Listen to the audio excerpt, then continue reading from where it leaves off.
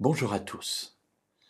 Terminons aujourd'hui, si vous le voulez bien, notre réflexion sur la lettre de Paul aux Philippiens au chapitre 4, versets 4 à 9, où Paul déroule devant nous un processus concernant la prière et l'exaucement de la prière.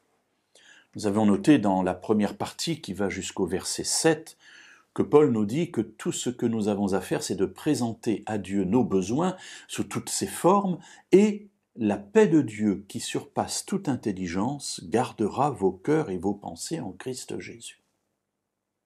Ensuite, il nous dit comment acquérir cette paix? Eh bien, en nourrissant notre vie, nourrissant notre cœur de choses positives, de choses belles, de choses spirituelles. Et il termine cette longue exhortation au verset 9 en disant « Ce que vous avez appris, reçu et entendu, et ce que vous avez vu en moi, pratiquez-le, et le Dieu de paix sera avec vous. » Alors Paul se pose en modèle. Vous me direz, mais c'est très prétentieux.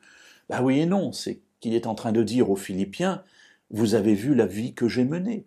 J'ai connu des difficultés, j'ai connu des privations, j'ai même été laissé pour mort.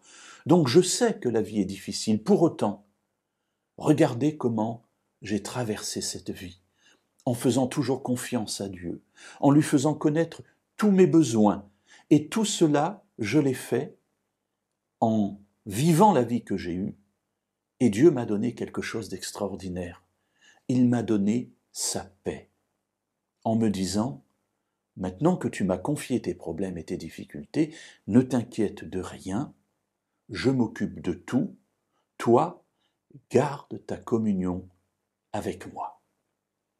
Paul nous dit ici, dans ce développement, que les difficultés de la vie ne doivent pas enlever la joie que nous avons de lui appartenir, que les difficultés de la vie ne doivent pas nous rendre aigris vis-à-vis de ceux qui nous entourent, mais que la douceur de Dieu puisse toujours vivre en nous. Tournons-nous vers lui et adressons-lui nos prières de toute manière, quels que soient les sujets, parce que Dieu écoute tout ce qui nous concerne avec beaucoup d'attention et beaucoup de prévenance.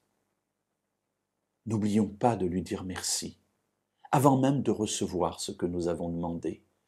Nous exprimons ainsi toute notre confiance dans l'attente de voir comment il ouvrira les portes et répondra à nos prières. N'aimons pas le monde et les valeurs du monde, mais nourrissons-nous de ce qui est beau, de ce qui est pur, honorable, vrai, digne de louange. Et Paul nous assure d'une chose, c'est que la première réponse que Dieu nous fera ne sera peut-être pas forcément ce que nous lui avons demandé, mais il mettra dans notre cœur sa paix pour que notre communion avec lui ne soit pas rompue.